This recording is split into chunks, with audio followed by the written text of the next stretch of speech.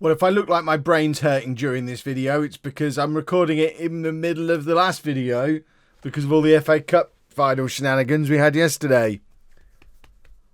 I don't even know. I'm so confused.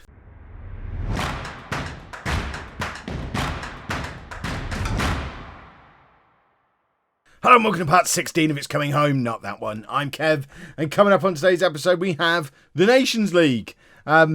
I don't know how I do anything without spoiling everything.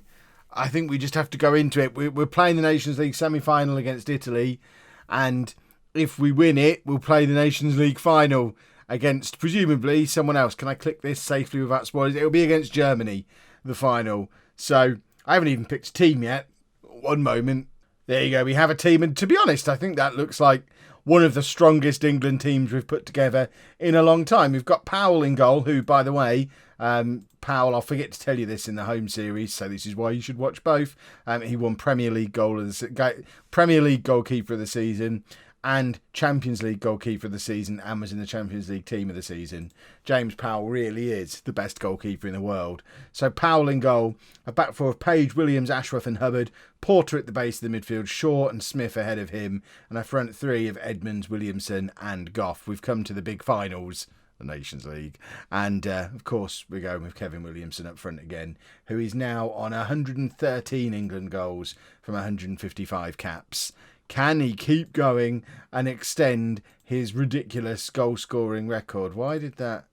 I thought that showed me the Italy team there, as if it was going to try and get me to manage Italy as well. I am worried, 20 seasons in, that we might... Remember, this is a custom database. This isn't... We're not playing vanilla Football Manager here. Home are a creator club.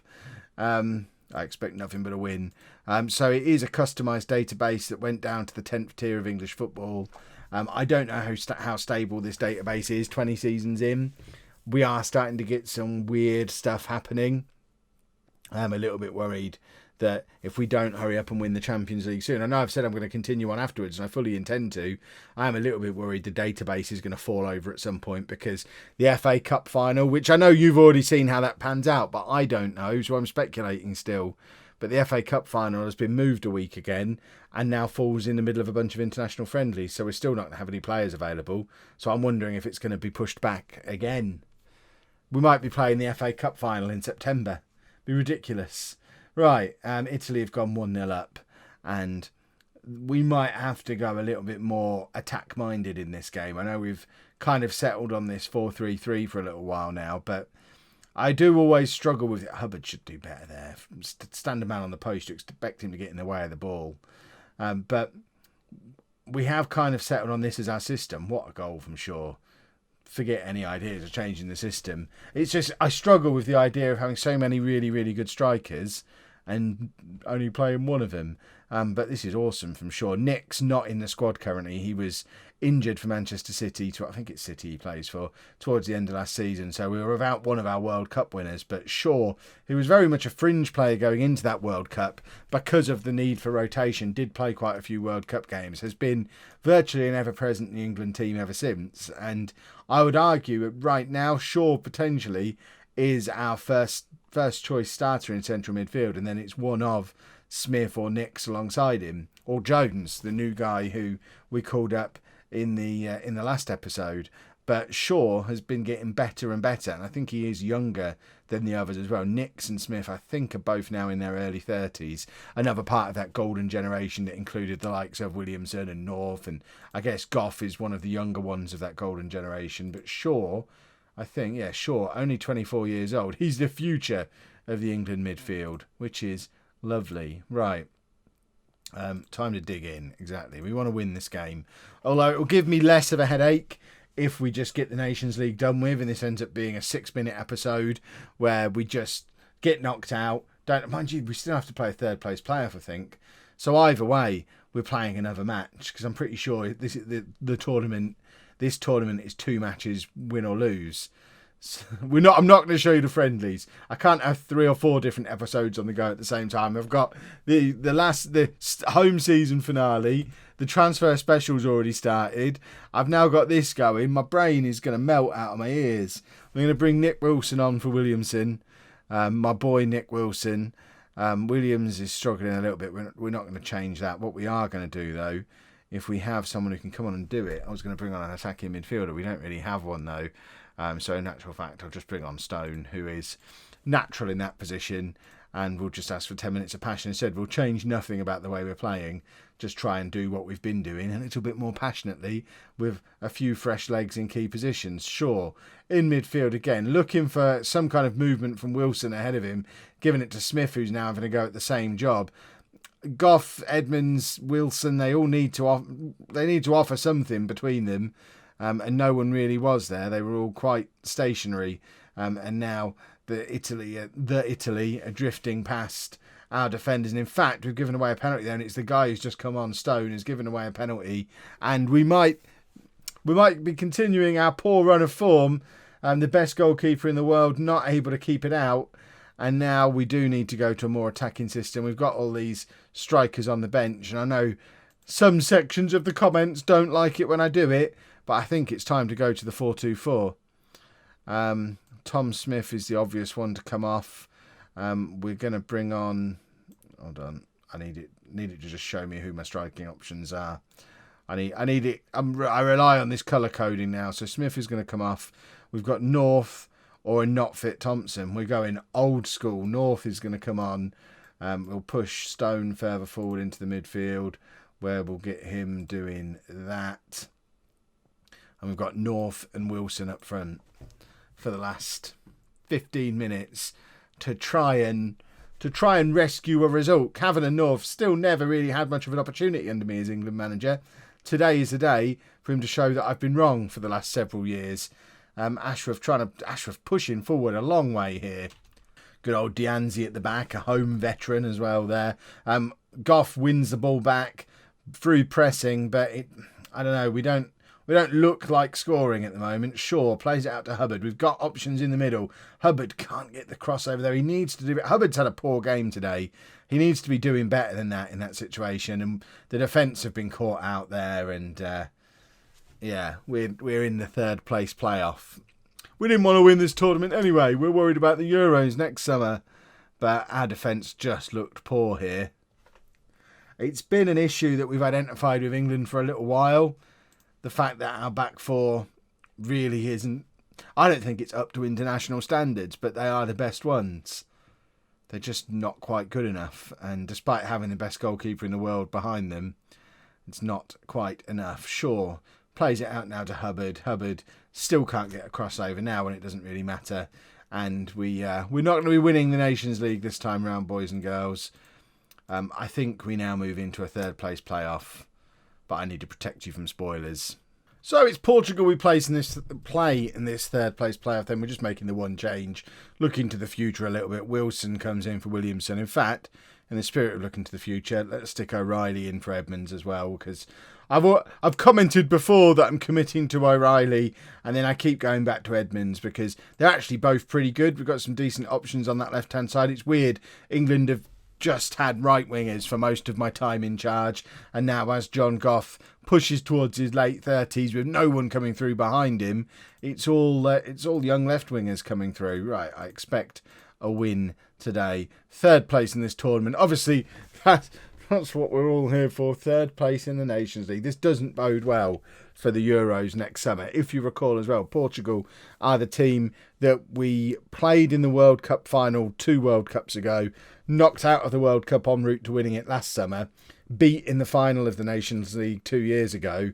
It seems that both Portugal and England seem to be in the decline. These are the last 2 World Cup winners, but neither of us able to make it through to the final of the Nations League this time around.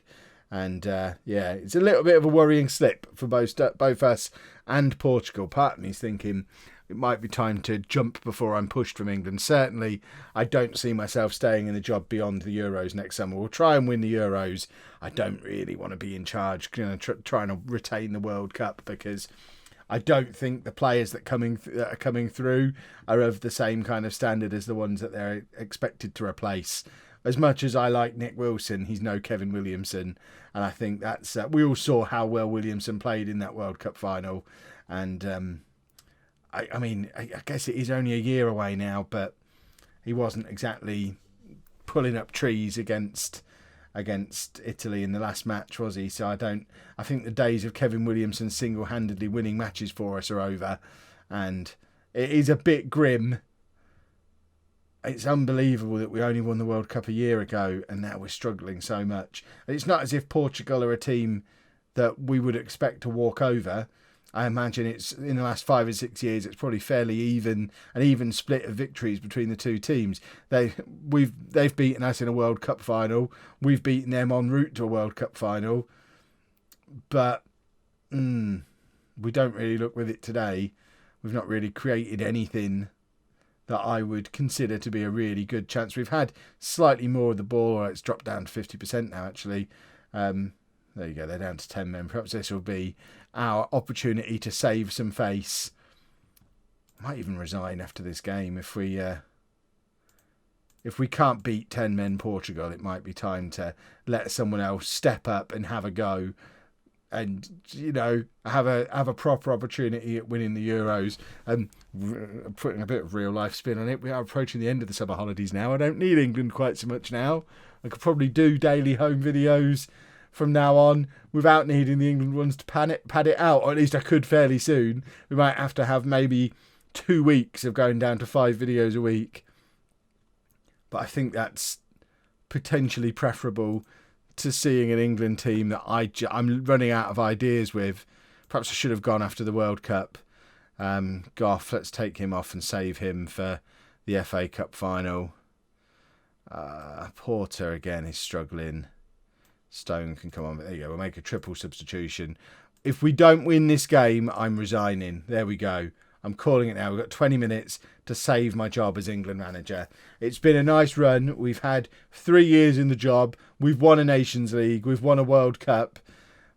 We've given Sir Anthony Harris a few appearances. But I don't feel like I can win the Euros with this squad based on how our form has been since the World Cup. We qualified for these finals by the skins of our teeth. And we have not looked impressive at all now we've got here. And you've seen by the quality of the bench that I'm still having to pick Kavanagh North, who's been too old for me for 3 years. I think we're done. Plus it means I don't ever have to have a confusing summer like this one again, where I'm trying to balance 3 different episodes at the same time, which is just pickling my tiny mind. Stone hits it over. He's the one who gave away the penalty in the last match. I gave him his debut, but he's given away the penalty in the last match. He's skied a very good opportunity to equalise in this one. We have been the better team in the second half, as you'd expect, against 10 men opposition. But we're just, I don't know, we've just not got it. Whatever we had last summer at the World Cup, it doesn't look like we've got it anymore. It's going to be emotional. It's going to be a sad day, but we've got to give someone else the opportunity to get one last big tournament out of this group of players. And somehow I've lost them. And it's very sad. But, at least we found John Goff along the way. That's the important thing. Without the England job, we never would have signed him for home. But let's resign and move on. So here's our confirmation then. Resign. Make sure I resign from the right one. Resign from England immediately. Can you hear the rush of cheers coming from the comment section? Potential replacements for me. Ed Brand, manager of Newcastle. And then a couple of fellas I've never heard of. But there we go. I am no longer England manager. It's all home from here on in. And that picks up again tomorrow with a transfer special. And for me, an FA Cup final that you've already seen me play. Brain still can't get my head around that. If you've enjoyed this, please make sure you leave a nice big thumbs up on there for me. Subscribe to the channel for daily Football Manager videos. And thank you very much for watching.